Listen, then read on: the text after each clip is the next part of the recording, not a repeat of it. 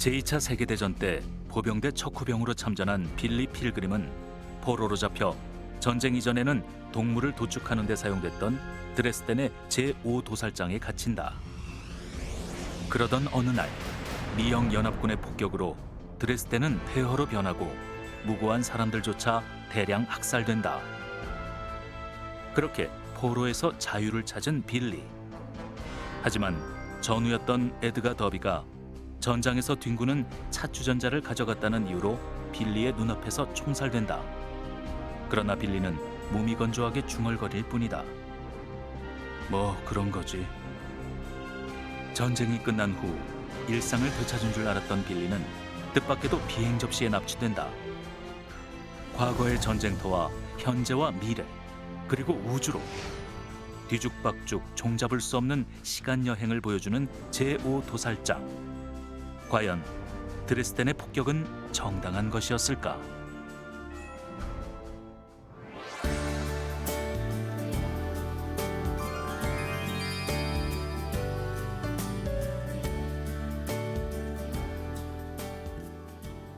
오늘 책은 작가의 실제 경험이 소설에 절묘하게 오버랩되어 있는 내용들이 나옵니다. 그래서일까요? 첫 시작이요.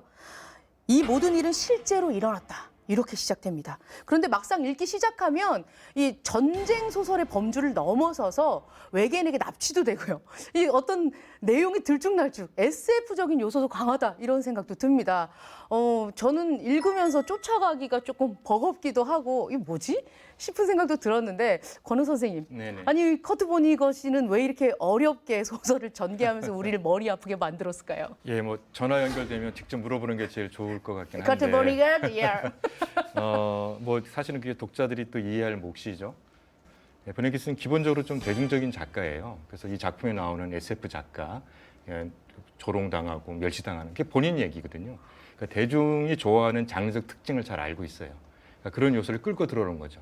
그러니까 진지한 문제를 정면으로 말하는 방법이 있는가 하면 가볍게 터치해 나가면서 문제의식을 고양시켜 나가는 그런 기법이기도 한 거죠. 또 하나는 이 작품은 전쟁의 참화를 다루고 있는 건데 그거를 역시 정면으로 다루지 않고 계속 이 형식적 요소로 하여금 독자가 거리를 두게 해요. 이 거리를 두는 이유는 마치 작가가 일부러 이런 다양한 형식을 동원해서 댐을 쌓는 거죠. 그러니까 쉽게 감정을 터트리지 않게 하는 거예요. 그러다가 이제 어느 순간 자기 스스로 이 작품에서 누적돼서 이게 드레스덴 폭격을 한 얘기인데 거기에 대한 어떤 도덕적 분노, 정의감, 전쟁의 실체에 대한 분노 이런 게 터트리도록 유도하는 거죠. 그것이 오히려 좀 통상적인 반전 소설의 한계에 대한 아마 작가의 성찰의 그 결과가 아닐까 싶은 그런 그 생각도 듭니다. 우리가 이제 반전 소설이 너무 좀 비극적이고 실존적으로 굉장히 무거운 방향으로 흐르는 것을 좀 막아주는. 왜냐하면 독자들이 너무 거기에 이제 몰입을 하고 전쟁의 참상 이런 것에 이제 동일시를 하다 보면 어느 순간에 가면 너무 충격이 많이 가해지면 어떤 경우에는 그걸 외면하기도 하고 또 어떤 경우에는 그 강도가 너무 둔화돼 가지고 오히려 그 전쟁이 주는 참혹함에 이렇게 익숙해지는 그 경우가 있어요. 그러면 그거는 이제 반전이 아니라 오히려 전쟁이라는 게 원래 그런 거지라고 오히려 그거를 이제 수용하는 경우가 있습니다. 그런데 이거는 이제 SF적인 형식을 좀 차용을 함으로써 너무 이제 독자가 이 전쟁에 너무 쉽게 이렇게 그 동일시하는 것을 좀 막아주는 요소가 좀 있는 것 같아요. 아재 개그시로 얘기하면 드라마에 반전이 있으면 그 드라마 되게 높이 평가하잖아요. 네. 이 소설은 주제가 반전 소설인데 형식으로 반전을 일으킨 거예요. 그렇죠. 읽어보면 전혀 반전 소설 같지 않죠. 네네네. 근데 그 반전 소설 같지 않은 이유가 다양한 SF적 요소, 블랙 유머적 요소 이런 것들이 가미가 되면서 결국은 아주 쉽게 읽는데 나중에 보면 이게 전쟁을 반대하는 놀라운 소설이 되는 거죠. 그러니까 이 제5도살장이 게 굉장히 의미가 있는 게 형식으로 반전을 일으킨다는 거예요. 그런 측면에서 되게 의미가 있는 작품이기도 하죠. 그러니까. 반전을 반전했군요. 반전을 반전했구만. 근데 그 낯설게 보기라는 어떤 뭐랄까요 표현으로 우리에게 정말 거리두게 만들어서 책을 읽다가 나중에 보면 빌리 어떻게 하지? 이거 한 사람에게 이 전쟁이 준 이 참혹함을 훅 빠져들게 하는 그런 내용들로 전개가 됩니다. 이 빌리가요, 어떤 상황에서도 잘 뭐랄까 감정 동요가 별로 없어요. 그래서 책에 보면 굉장히 많이 나오는 얘기 중에서 그가 매번 죽음이 바로 앞에 있는데도 이런 얘기를 합니다. 뭐 그런 거지 뭐. So it goes 이렇게 얘기를 하는데 하도 이 책을 읽으면서 그 단어가 많이 106번이 나온다고 하죠. 하도 이 단어가 많이 나오니까 저 또한 엄청 크게 그렇게 무섭거나 위협스럽지도 않고 사람의 죽음 그냥 대충 그렇게 그런가 보지 이렇게 하고 넘기게 되더라고요. 이 시니컬한 독백 이게 분명히 주는 어떠한 영향이 있을 거란 생각이 듭니다. 권우 선생님, 네. 뭐 그런 거지 뭐. 네. 예. 왜 나왔어요? 뭐 제가 이 질문에 답변 안 해도 되잖아요. 다 그런 거지 뭐. 맞아. 이렇게 돼요, 맞아요. 그러니까 이 작품이 참 대단한 게 늘 어떤 비극적인 현실하고 거리를 두는 거잖아요. 그러니까 아까는 이제 우리가 형식적인 면에서 거리를 둔다는 건데 대사에서 또 형식 거리를 두는 게 다 그런 거지 뭐라고 하는 거죠. 근데 다 그런 거지 뭐라고 할 때 상황을 보면 한 개인이 감당할 수 없는 압도적인 객관적인 현실이에요. 맞아. 그러니까 말하자면 개인이 감당할 수 없는 보편적인 어떤 현상, 그러니까 전쟁, 개인이 어떻게 할 수 없는 거잖아요. 비행기 사고 어쩔 수 없는 거잖아요. 그러니까 빌리가 과연 머리가 나쁘냐? 아니 이 사람 검안사 시험도 통과했죠. 그 학교 교장의 딸하고도 결혼하죠. 그리고 자식도 잘 낳잖아요. 그렇죠? 그리고 운도 좋아요. 맞아. 포로로 잡혔지만 살아나죠. 비행기 추락사고 살아나죠. 의외로 현명한 사람이에요.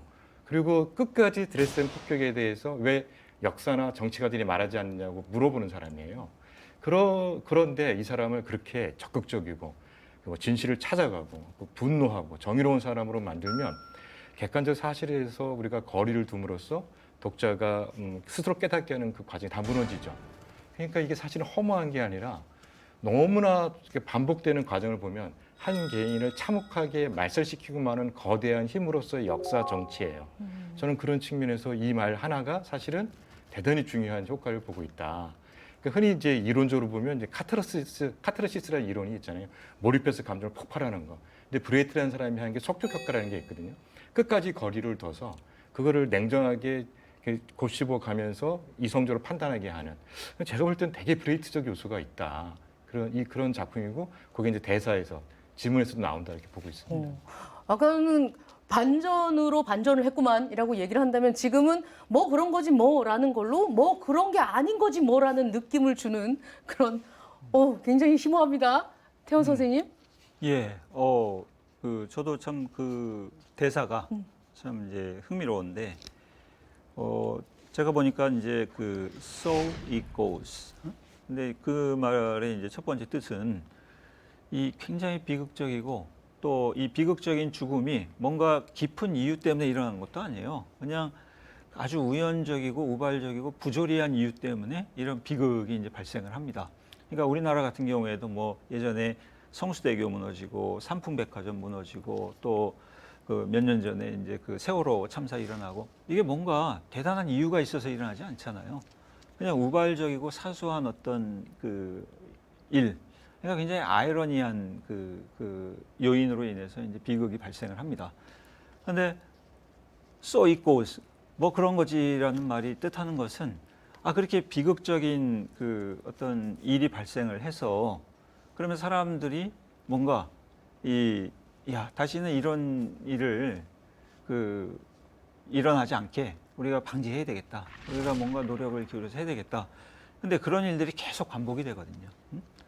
그러니까 뭐 2차 세계대전에 수백만 명이 죽었는데 그 이후에 뭐 또 그 캄보디아 이런 데서 킬링필드라고 해서 또 뭐 수백만 명 또 죽고 계속 어처구니 없는 참화가 계속 반복이 돼서 그냥 오히려 평범한 일처럼 이게 이제 계속 일어난다.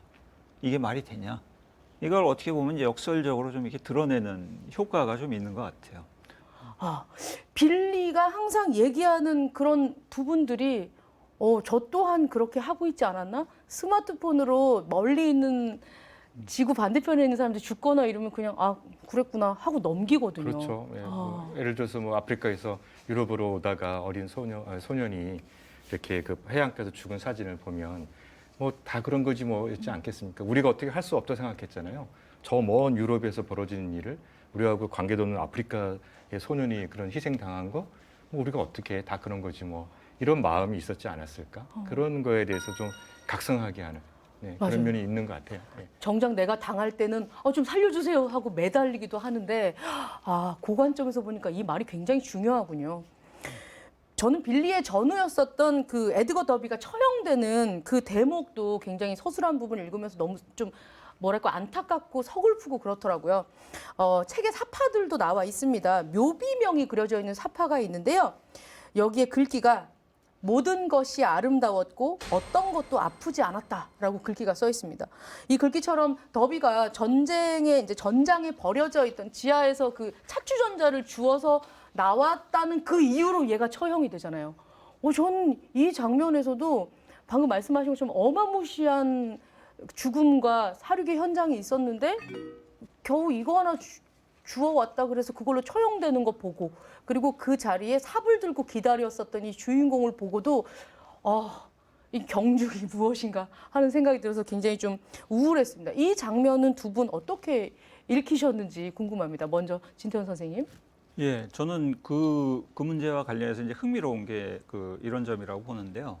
그 소설의 이제 1장을 보면 자기가 이제 참전했던 이제 친구한테 얘기하면서 이 소설의 아마 이 클라이맥스는 바로 이제 더비의 그 처형 장면이 될 것 같다라고 이제 얘기를 하죠.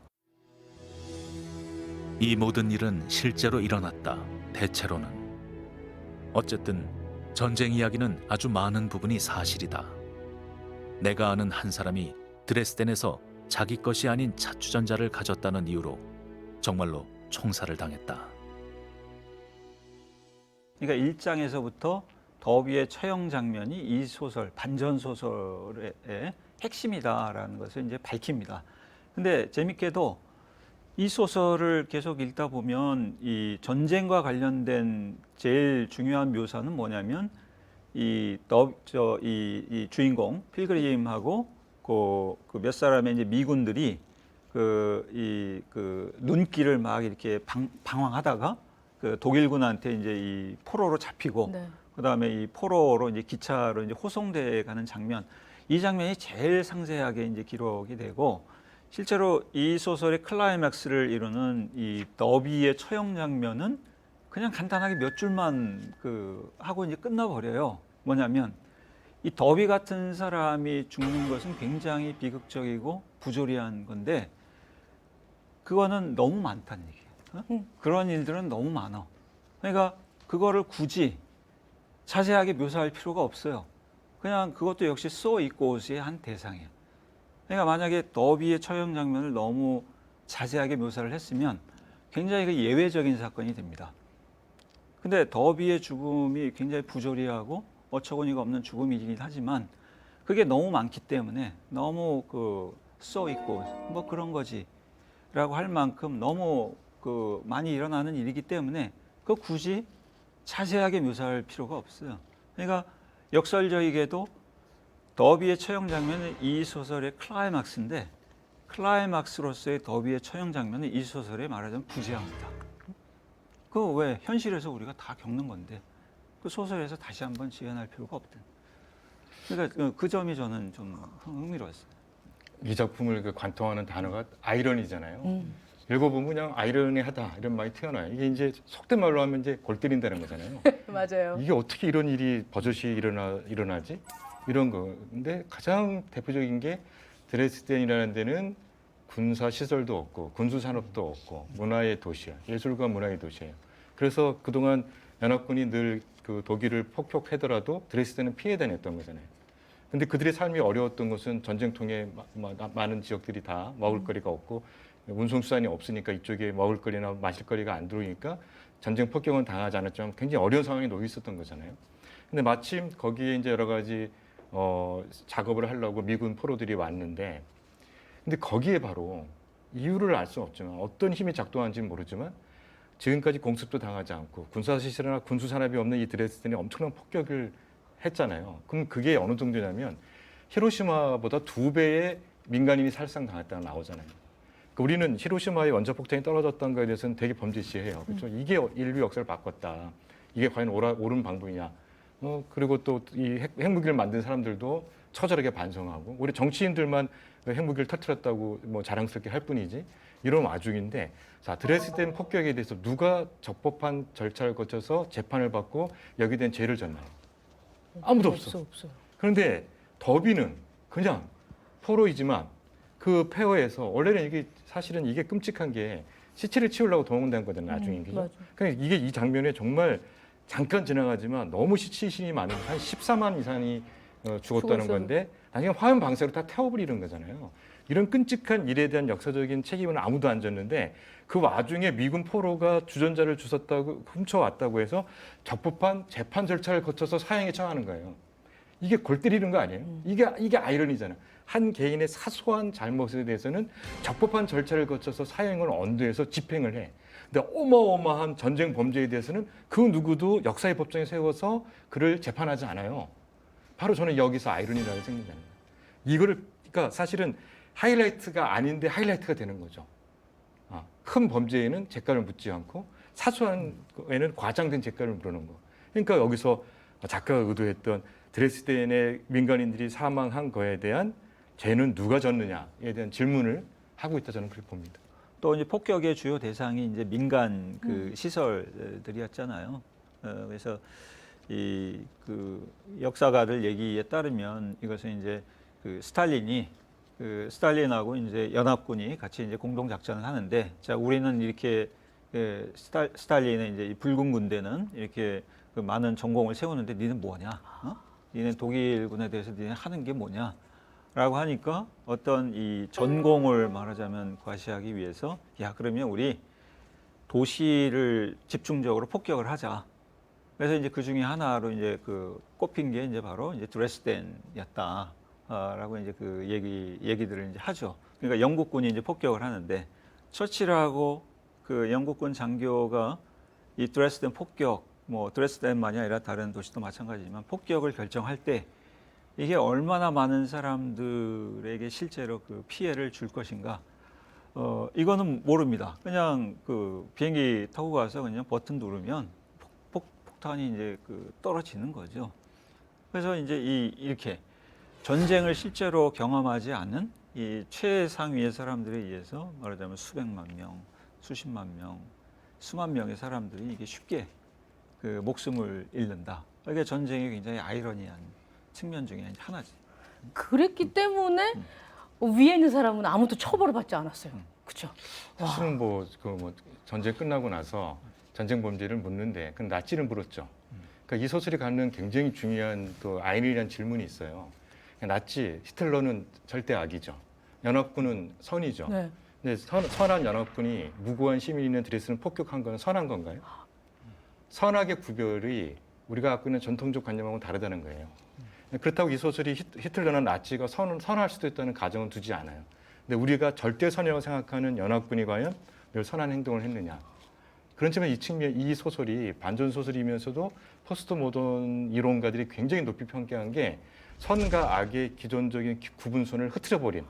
그래서 과연 무엇이 절대선이고 무엇이 절대악인지를 헷갈리게 하는 그런 굉장히 중요한 지적 화두를 던졌다. 그래서 이 작품이 되게 평가를 많이 받았거든요. 이론적으로도. 그런 측면에서 한번 우리가 질문을 던져야 돼요. 전쟁이라는 것은 그러니까 대단히 중요한 반전 소설이에요.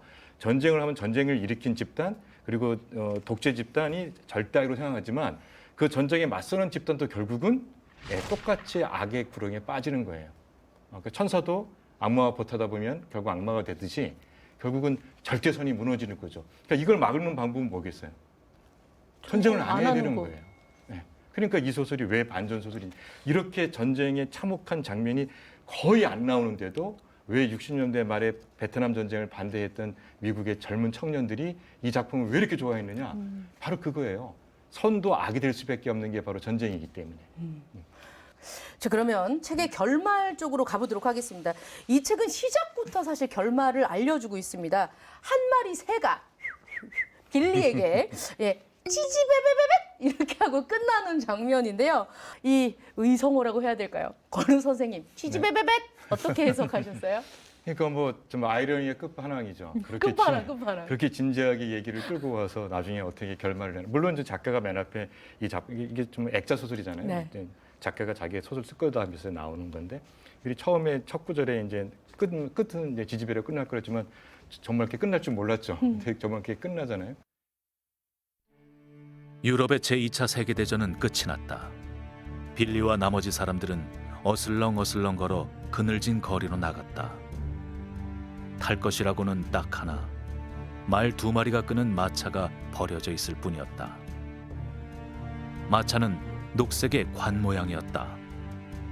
새들이 이야기를 하고 있었다. 새 한 마리가 빌리 필그램에게 말했다. 지지배배벳? 그러니까 그렇게 엄청난 사건, 엄청난 일에 대해서 이 빌리가 고민하고 사실 여러 가지 말을 했는데 맨 끝을 그렇게 한낱 새의 울음을 끝낸다는 것은 정말 객관적인 거리두기에 정말 가장 멋있는 모습을 보여주는 거고, 우리가 해본 좀 이게 아이러니하구나 느끼게 하는 거죠. 그러니까 사실은 그 모든 것들이 있다 할지라도 어떤 일상이라는 건 이렇게 견고하구나 그런 느낌을 좀 강하게 주는 그런 장면인 것 같아요. 네. 그, 지지배배벳. 일상의 견고함이라는 말이 참 와닿는데, 왜 이 세상이 무너지는 것 같은 그런 비극적인 사건을 경험하지만 그래도 so it goes, 뭐 그런 거지 하면서 또 살아가야 돼. 그게 어쩔 수 없어. 그러니까 so it goes라는 말에 담겨 있는 뜻은 그 어쨌든 세상을 살아가야 돼. 우리가 그 비극들을 계속 반복해서 경험을 하지만 그 비극을 통해서 이제 무너지기보다 어쨌든 살아가야 돼. 근데 그 이치가 뭔지는 몰라요. 그 이치가 도대체 이 세상을 구르게 하는 이치가 뭔지는, 그러니까 지지배배배. 그러니까 우리에게는 뭔가 분명한 뜻을 갖는 소리로 들리지 않는 그 새의 그 목소리로밖에 들리지 않는 거예요. So it goes. 그것을 이제 표현해주는 이치. 지지배배배. 그러니까 뭐 그거 우리는 이제 우리가 해석할 수 없는, 풀을 수 없는 어떤 수수께끼 같은 그 말, 그걸 표현하는 게 아닌가 싶어요. 나는 그 마지막 장면을 보면서 그 피터 브리겔이 그린 이카루스의 추락이라는 그림이 떠오르더라고요. 여기 보면 제목이 이카루스 추락이잖아요. 굉장히 큰 그림인데 이카루스가 떨어지는 장면이 안 나타나요. 이카루스 신화 아시잖아요. 태양에 가까이 가다가 밀랍에 녹아서 추락을 해요. 엄청난 사건이잖아요. 근데 그 그림을 한번 찾아보시면 나올 텐데 많은 사람들은 일상적 삶을 영위해요. 이카루스는 떨어져 있어요. 그 그림을 많이 소개하는 사람들이 뭐라고 하냐면 당신이 여기 이카루스가 어딘지 찾아보라는 거예요. 그림을 보면 나와요. 이카루스가 빠지는 장면이. 그런데 엄청난 사건이 벌어졌지만 현실은 평온하게 잘 진행되고 있어요. 그런 측면의 환기 효과를 주는 게 아닌가? 한번 이 소설을 읽어보시고 이카루스의 추락이라는 그림을 찾아보시면 아마 제가 뭘 느꼈는지 이해하지 않을까 싶습니다. 그러면 이제 주변에 있는 사람들이 이카루스 추락하더만 쥐쥐베베벳 이랬겠네요, 그죠? 아, 예. 오늘 한 줄 정의를 좀 내려보도록 하겠습니다. 주인공의 풀네임이요, 빌리 필그림입니다. 필그림은 순례자라는 뜻이 있죠. 근데 그를 도살장으로 데리고 간 독일 그 소년 병사 이름이 글룩.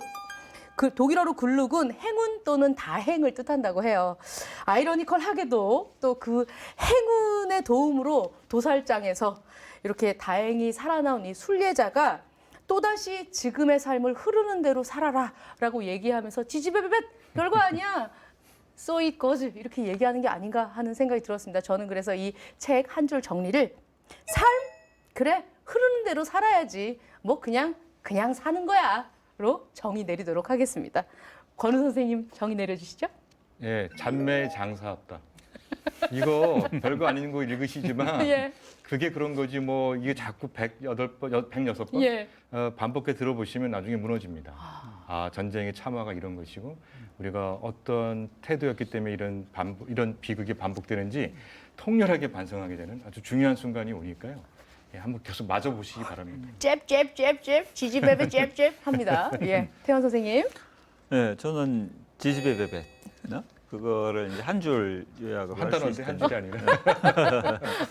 그게 이제 말하자면 삶의 부조리 또 삶의 아이러니가 표현되는 아마 두 가지 측면을 표현한 것 같아요. 이제 하나는 아까 이제 말씀드린 것처럼 그 비극을 경험해도 살아가야 돼. 그게 이제 첫 번째 측면이고, 다른 하나는 정말 아주 참혹한 비극이 벌어지는데도 무관심하게 이렇게 이제 살아갈 수 있습니다. 옆에서 인간들은 폭격을 경험하지만 새들은 너무 무심하게 지지배배배. 그런 좀 아이러니죠. 그걸 이제 표현하는 말. 그럼 오늘 한 줄은 지지배배벳. 오늘 그러면 저희 여기 새님에게 출연료를 좀 드려야 될 것 같아요. 오늘 좋은 얘기 많이 해주셨네요. 예. 자, 제5도살장에는 빈 껍데기만 남은 한 남자가 나옵니다. 자신이 바꿀 수 없는 것과 바꿀 수 있는 것을 결정하는 용기가 필요했고, 또 언제나 그 차이를 분별할 수 있기를 바란다, 이렇게 얘기하는 사람이었는데요. 과연 그 기도는 그에게 어떤 대답을 할까요? 궁금하신 분들은 책장을 넘겨주시기 바랍니다.